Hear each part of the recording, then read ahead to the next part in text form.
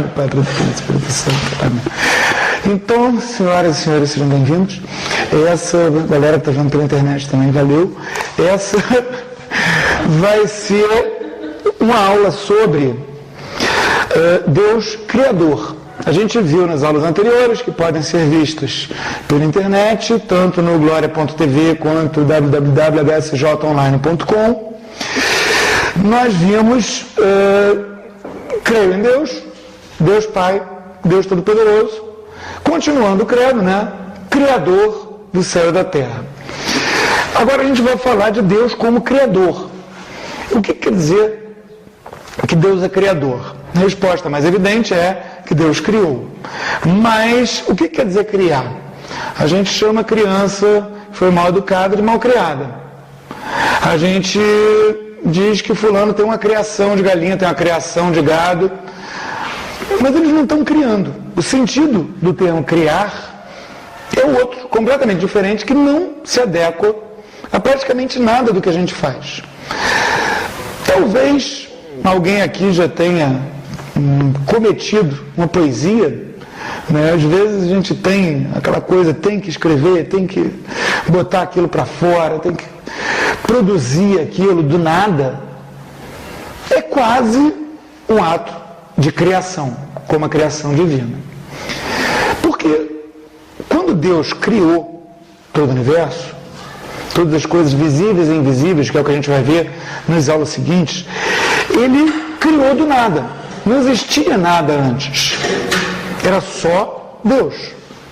Na Bíblia, em hebraico, o verbo que é usado para a criação, né, no princípio, criou Deus os céus e a terra. Bereshit bara Elohim. Bara é um verbo que não é um verbo que, como o verbo criar em português, tem outros usos.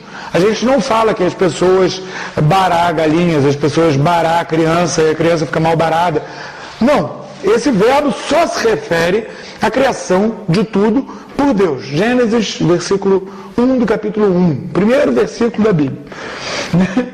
Quando Deus criou essas coisas todas, visíveis e invisíveis, tudo que existe, eram coisas que antes não existiam e que passaram a existir. O que é completamente diferente daquilo que a gente faz. Porque se a gente pega um artista mesmo, um poeta, que vai criar um poema, mesmo esse poema que ele vai criar, ele vai fazê-lo a partir de coisas que já existem. Palavras que já existem. Mesmo que ele invente uma palavra, ele vai inventar essa palavra com sons que já existem. Ele vai falar do bloblófio. O bloblófio é com B, com L, com O, com F. Ele vai estar juntando coisas que já existem. Do mesmo modo, uma criança que a gente vai criar, o que a gente está fazendo? A gente está pegando algo que já existe, né, que é o nenenzinho, e vai estar procurando ordenar a vida dela, fazer com que ela não crie maus hábitos, fazer com que ela crie bons hábitos, fazer com que ela aprenda as coisas, respeite as pessoas, tenha interesse naquilo que deve ter interesse, não tenha interesse em besteira. Isso tudo é o que faz com que a criança não seja mal criada. Mas em nada disso a gente está fazendo surgir uma coisa que não existia antes. Quando a gente pega, vai construir um móvel, construir uma casa, a gente está juntando tijolo, cimento, coisas que já existiam antes. Uma fábrica de automóveis está pegando ferro que já existia antes, plástico que já existia antes. Em suma, tudo que a gente faz, na verdade, não é um ato de criação, como o ato de criação que Deus faz. Mesmo quando a gente escreve um texto, mesmo quando a gente escreve uma poesia, o que a gente está fazendo, na verdade, é organizar as coisas de outra maneira. A gente está transformando uma matéria que já existia. Se eu pego um porco vivo, uma cenoura plantada, um monte de barro, faço uma panela de barro, mato o porco, faço um porco com cenoura. Eu estou transformando todos aqueles elementos num prato de comida. Mas a matéria já existia. Então havia gente que dizia, de vez em quando ainda aparece um doido desse, né? Que dizia que Deus pegou uma matéria que já existia e modelou. É o caso do filósofo grego Platão. Ele dizia que o demiurgo, que seria o deus lá dele, pegou essa matéria que já existia e modelou. O que é isso? Isso é negar que Deus criou. Porque ele realmente criou do nada. Antes era só ele. Ele não estava, não era ele, assim, eu estou aqui, num ambiente iluminado. Então, mesmo que não houvesse cadeiras, não houvesse mesa, não houvesse quadro negro, não houvesse parede, haveria a luz, haveria um chão. Quando a gente pensa em Deus antes da criação, tem até a piada, né? A historinha apócrifa. Dizem que o sujeito perguntou para Santo Agostinho o que Deus fez antes de criar o tempo. Aí ele disse que Deus fez o inferno para botar chato perguntão. Por quê? Porque não existia o tempo, ele também criou o tempo. E ele criou todas as coisas. Ou seja, aquilo que antes não existia ponto, passou a existir. Isso é uma coisa muito importante. Por quê? Porque se a gente pega a gente num quarto escuro, faltou luz, está aquela escuridão completa, o quarto fechado, numa noite sem lua, com o céu nublado, faltou a luz, está aquela escuridão absoluta. A gente não consegue ver nada, mas a gente sente o chão debaixo do pé da gente. A gente sente o ar que a gente respira, que a gente se abana e mexe. A gente não está no vazio. Antes de haver criação, não havia nada, nem o tempo, nem o espaço, nenhuma coisa no espaço. Essa criação é a criação de tudo. É a criação do tempo. Passou a existir tempo a partir do momento que Deus criou o tempo. É por isso que a gente diz que Deus está em eternidade. Porque para Deus, o tempo é algo que Ele fez. O espaço, assim, o lugar aonde possa existir alguma coisa, é algo que Deus fez. Então, essa criação é uma criação que vem realmente a partir do nada, do completamente nada, do vazio, muito mais vazio que aquilo que a gente consegue imaginar. Deus fez as coisas surgirem, fez o tempo surgir, fez o espaço surgir, fez a terra surgir. Isso até é uma coisa que tem muita gente que tem problema em entender, né? Se a gente pega no livro do Gênesis, está o nosso amigo ali com a Bíblia aberta na frente, a gente vê aquela narrativa da criação no livro do Gênesis, que Deus criou isso no primeiro dia, aquilo no segundo dia, aquilo no terceiro dia, aquilo no quarto dia, o quinto dia, sexto dia Deus criou o homem. Existe muita gente que tem problema com essa narrativa. Por quê? Porque eles dizem, mas espera aí, ciência moderna, física moderna, prova que tem pedras que estão aí, sei lá quantos milhões de anos, que tinha um bicho que viveu, sei lá quantos milhões de anos. Como é que vai ter só, sei lá, 6 mil anos até o surgimento do homem, antes disso 6 dias? Por quê? Porque Deus criou o tempo. Quando Ele criou o tempo, Ele não criou o tempo igual em todo lugar. Isso até a física moderna já descobriu. Um sujeito que entra numa nave espacial e vai em velocidade altíssima para uma estrela lá longe, vai e volta.